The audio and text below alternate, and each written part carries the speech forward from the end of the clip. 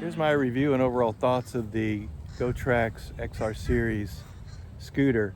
I got this scooter back in October of 2022. So it's August 2023 now. I've really been riding it a lot, and I found a few things that I had problems with, and I'd like to share those with you as a review and kind of a usage video of it that I've done and how I've used it, etc. So let's get at it and take a look at the scooter. The scooter itself was the low end, about $300 on Amazon. It's a good starter scooter for someone. The range, it says, is 15.5 miles. It did it at first, at full speed. But the battery has definitely degraded as time has gone by. Now, that being said, it's not awful. I would say I get about 13 to 14 miles. And that's not always at the full speed of 15.5 miles an hour. I've noticed once I get down to a couple of bars in the battery life, it's best to go a little bit slower speeds, like 12, 13 miles an hour. That'll extend my range a little bit, going a little bit slower, but that's okay. It's not real noticeable from the 15.5, little bit, but not bad.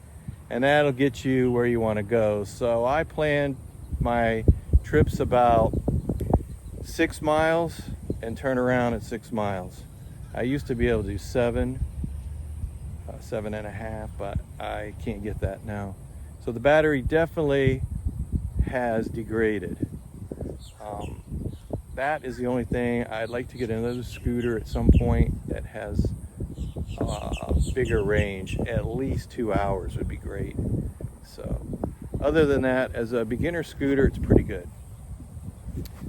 Let's get at some of the things that's happened to it, and hopefully this helps if you have one or if you're about ready to purchase one. First thing I did is modify the scooter for some things that I do, and I put this phone mount on. I took the bell off and didn't really ever use it, and once I removed the bell, drilled a hole in this old car phone mount and just screwed it in place.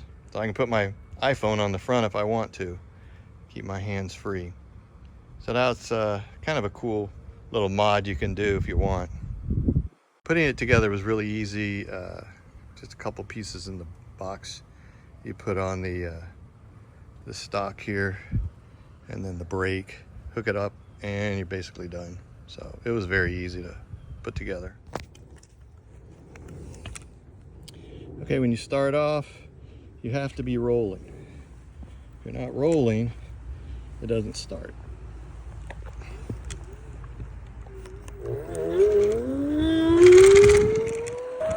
Hold it all the way down, keep holding it, and then when you let off, once it stops, the speedometer stays at 15.5, you'll stay there. Push it again, you're gone. Now if you hit the brake, it also makes you stop. Not only does it make you stop, but it slows you down and it takes off the throttle, so you won't have to worry about that. In fact, anytime you want to stop, the best thing is to hit your brake. Now, if you want to get a different speed, especially if you're low on power, you want to just kind of get going. Hold your thumb not all the way down, and then once your speed gets to where it's not moving anymore, you let go, and you're just going to keep going at that speed like cruise control. This comes in real handy if you're low on power. you don't want to be all the way at 15. And you can save a lot more power and get a little bit further, even though it's a little slower, but it's a lot better than walking sometimes. So that's how you do that. I guess the LED cycles. Yeah, the LED cycling. That's interesting. I don't see it with my naked eye. You see it with the with the phone. That's really interesting. Once you get to about 1 bar, if you stop, it will go back to 2 bars. And once you start riding again, then it's going to go to 1 bar. But like I said, if you go a little slower, then you can have a little bit more time left for power.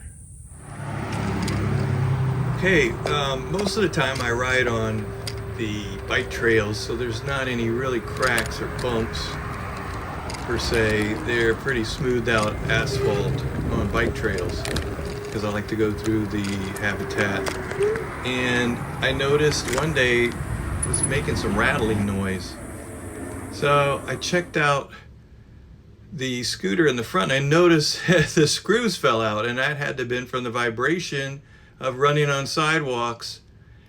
All the jarring and vibration just caused the screws to just work their ways out. So I was like, uh-oh, what am I gonna do? So if you ever put in a flat screen TV on your wall, it comes with all these extra screws. So I looked through my spare parts, all the screws that I kept, and they were perfect. I added the washers so that way they would stay this time, I hope. And I noticed on the other side they were also loose, so I put one in there as well. But these seem to be working so far. I haven't noticed any loose screws or any vibration. So as of now, everything seems to be going okay. All right, to fold the scooter up, pull this guy out until it stays. This guy back, and folds down. And then right here, clicks into this. Now, sometimes it does, sometimes it doesn't, and it can come loose. The more I've used it, the less it stays. In fact, I had a time where, let's see if it holds on now. Yeah, you can't really trust it. They should make a latch that has a latch cover that you can release. Some type of releasing latch would be better, because it can come loose. I pulled it out one time like this, because that's how you're supposed to carry it. And I pulled it out of the back of my vehicle, and it opened up and really wrenched my arm. And my forearm here was hurting for a couple of months. I still feel a little bit. So you got to be careful. The latch does not always hold. 9 times out of 10, it's not going to hold after you've used this thing as long as I have. So be careful with that.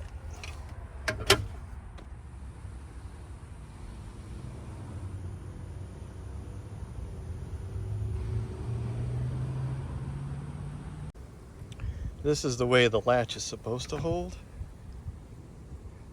But like I said, mine's pretty worn now from use. I would not take a chance.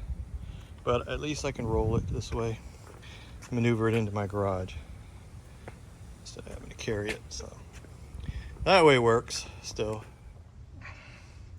I keep my scooter hanging in the garage, or I charge it. It's on this bracket I bought at Lowe's, and the charger LED is red, and then once it's charged it turns green.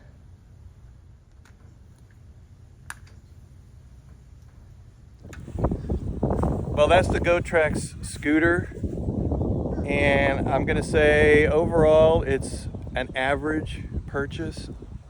I am pleased with it, but I need something that probably has a longer range and maybe just a little bit more durable because of the problems with those screws, which seem to be okay now. But other than that, I mean, if you're using it to commute, say to work, 3-4 miles there and then 3-4 miles back, I think it's great. Something like that would be perfect. You could use it to go to school. It would be great for college. But as long as long trips, I don't recommend it for long type trips. So that's it, the GoTrax Scooter, and stay tuned for other videos. Please check out my other videos and my adventures. Thanks for watching.